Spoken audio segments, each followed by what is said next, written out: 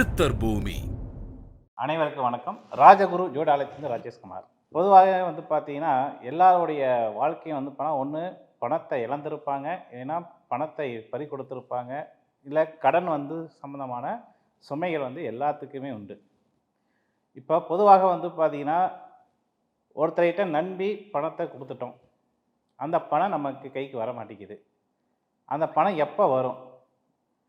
எந்த மூலமாக வரும்? யாரை பார்த்தீங்கன்னா மூலமாக அந்த பணத்தை வர வைக்கிறதுக்கு நமக்கு என்ன வாய்ப்பினை இருக்குது, என்ன வாய்ப்பினை ஏற்படுத்தி கொள்ளலாம் அப்படின்னுக்கூடிய சூழ்நிலைக்கு ஒரு நாளையில் என்ன பண்ணுறோம், தள்ளப்படுறோம். அப்போ இதன் மூலமாக நமக்கு ஒரு தீர்வு கிடைக்காதா அப்படின்னு உங்களை மட்டும் இல்லை, நம்ம சார்ந்த எத்தனை பேர்த்துக்கு நம்மளுடைய எண்ணங்களும் அப்படி தான் இருக்குது. சரி, இதுக்கெல்லாம் பார்த்தீங்கன்னா ஒரு மாற்று வழி உண்டு. இப்போ நம்ம அறியாமையே பார்த்தா ஒருத்தர் நம்பி பணம் கொடுக்கறதும் ஒரு விதம். நம்ம பணம் கொடுக்குறோம், அந்த பணம் நமக்கு டபுள் மடங்காக எனக்கு வந்து சேரும் அப்படின்ட்டு நம்மளுடைய ஆசைக்கு இணையாக பணத்தை கொடுத்துறோம். இப்போ ஒருத்தர் உங்கள்கிட்ட பணம் கேட்குறார், எவ்வளோ வட்டி ஆனாலும் பரவாயில்ல, நான் உங்களுக்கு பணம் பணம் திருப்பி தந்துடுறேன் அப்படின்னு சொல்லிட்டு உங்கள்கிட்ட கேட்குறாரு. நீங்கள் என்ன பண்ணுவீங்க? சரி, பையன் வட்டிக்கு கேட்குறாரு, நம்ம தெரிஞ்ச நபர், அப்போ நம்ம பணத்தையே நம்ம ஒரு வட்டியை போடுவோம். அந்த வட்டி பணம் நமக்கு கொடுக்குறது சின்ன தொகை, ஆனால் அவர்கிட்டேருந்து வரக்கூடிய தொகை பெருந்தொகையாக நமக்கு சேர்ந்துடும். அப்போ எண்ணம் ஈர்ப்பாக எல்லாருடைய எண்ணத்திலையும் அது ஒரு மனசில் பதியக்கூடிய ஒரு வாய்ப்பினை உண்டு. அப்போது சில பேர் நம்பிக்கை பிரார்த்தனமாக பணத்தை கொடுத்து ஏமாறக்கூடிய தன்மை உண்டு. ஆசைக்கு பணத்தை கொடுத்து வட்டி அதிகமாக வரும் அப்படின்னு ஒரு எண்ணத்தில் ஒரு எதிர்பார்ப்பில் கொடுத்து ஏமாறக்கூடிய அமைப்பு ஒரு விதம். சில விதம் என்ன கேட்டிங்கன்னா, அவங்ககிட்ட நம்ம பணம் வாங்கியிருப்போம், நம்ம கொடுக்கணும் என்ன நமக்குள்ளே இருக்கும், ஆனால் நம்மளால் சூழ்நிலைக்கு தகுந்தாப்பில் இப்போ நம்ம கொடுக்க முடியக்கூடிய சூழ்நிலை இல்லை. அப்போ இப்படி வகையான கடன் சார்ந்த பிரச்சனைகள் எல்லாத்துக்கிட்டையுமே ஏதாவது ஒரு ரூபத்தில் பணம் தலையை தூக்கி ஆடக்கூடிய சூழ்நிலைகள் உண்டு. சரி, இந்த பணம் நம்ம கொடுத்த பணம் நமக்கு வந்தாலும் சரி, இல்லை பிறருக்கு நம்ம கொடுக்கக்கூடிய பணத்தை நல்லபடியாக கொடுத்தாலும் சரி என்று நினைக்கக்கூடிய அனைத்து உள்ளங்களுக்கும் இந்த பணம் சம்மந்தப்பட்ட விஷயத்தை எதை மூலமாக நம்ம நிவர்த்தி பண்ண முடியும் அப்படின்னு ஒரு கேள்விக்கு எந்தெந்த ராசி நபர்கள் எந்த தெய்வத்தை வணங்கினால் இந்த பணம் சம்மந்தப்பட்ட விஷயத்தை அவங்க தடை இல்லாமல் அவங்களால நிவர்த்தி பண்ண முடியும் பார்க்கலாமா? வாங்க. மேச ராசி நபர்கள். ராசியில் 12 வகை ராசிகள், மேசம் முதல் மீன வரை. இதில் மேச ராசி ஆச்சுங்களா, பணம் சம்மந்தப்பட்ட ஸ்தானம் எது அப்படின்னா 2ஆம் பாவம். கடன், அதாவது வருமானத்துக்குண்டான பாவம் 2ஆம் பாவம். கடன் சம்மந்தப்பட்ட பாவம் 6ஆம் பாவம்.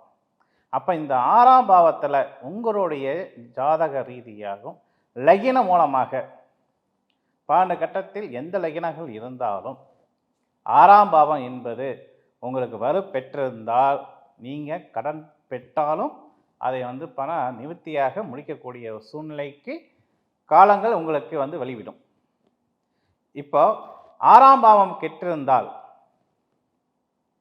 நம்ம என்னதான் பணம் நம்ம கொடுத்தாலும் சரி வாங்கினாலும் சரி, அந்த பணம் நமக்கு கொடுக்கறதுக்கு வாய்ப்பினை ஏற்படக்கூடிய சூழ்நிலை ஏற்பட்டாலும் நம்மளால் கொடுக்க முடியாது. கொடுத்த பணத்தை எப்படியாவது வாங்கிடலாம் அப்படின்னு சொல்லி நீங்கள் கொடுத்த நபர்கிட்ட பணம் நீங்கள் என்ன தான் கேட்டாலும் அந்த 6ஆம் பாவம் கெட்டிருந்தால் அந்த பணம் உங்களுக்கு திரும்ப வராது. அதாவது நீங்கள் கொடுத்த பணமும் முடையாக்கிறோம்.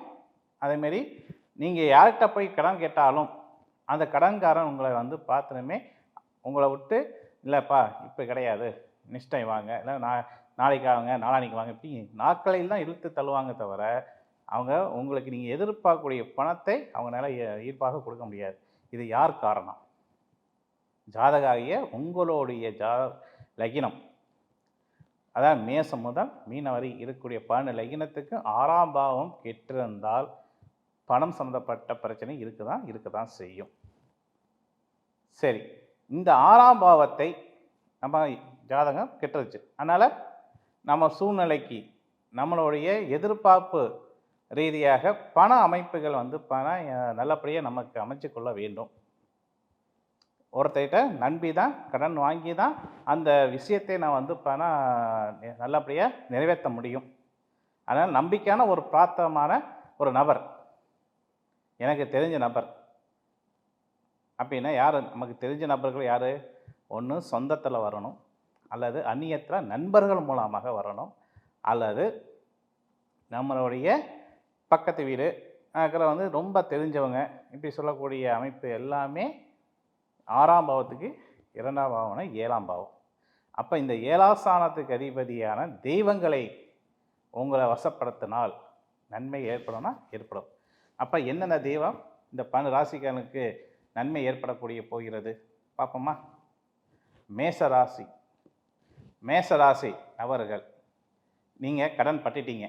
இந்த கடன் சுமையை நீங்கள் நிவர்த்தி பண்ணணும். அப்போ எந்த தெய்வத்தை நீங்கள் நாடனா நல்லாயிருக்கும் அப்படின்னு கேட்டிங்கன்னா, பொதுவாக மேசராசிக்காரங்களுக்கு எந்த கஷ்டங்கள் வந்தாலும் சரி, தோஷங்கள் பட்டாலும் சரி, அதுக்காக வாழ்க்கையில் வந்து முன்னேறணும் சரி, எல்லாமே முருகப்பெருமாள் தான் வந்து அதிகமாக எல்லா ஜோதிடக்காரங்களும் உங்களுக்கு வந்து தெய்வ வழிபாடுனாவே முருகப்பெருமாளை வழிபடுங்க, உங்கள் பிரச்சனை எல்லாமே நிவர்த்தி ஆகும் சொல்லுவாங்க.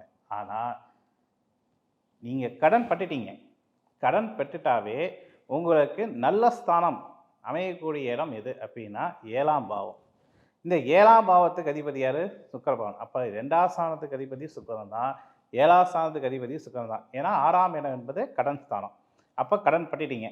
அப்போ கடன் பெற்றாரு அந்த பணத்தை எப்படி நீங்கள் வந்து பணம் அடைக்கலாம், அல்லது உங்களுடைய பணத்தை எப்படி மீட்டு கொள்ளலாம் என்பதுக்கு வந்து 7ஆம் பாவம் உங்களுக்கு ஜாதகத்தில் எப்படிப்பட்ட நிலையில் இருந்தாலும் இந்த 7ஆம் பாவத்துக்கு அதிபதியான தெய்வத்தை நீங்கள் நாடுவது நல்லது.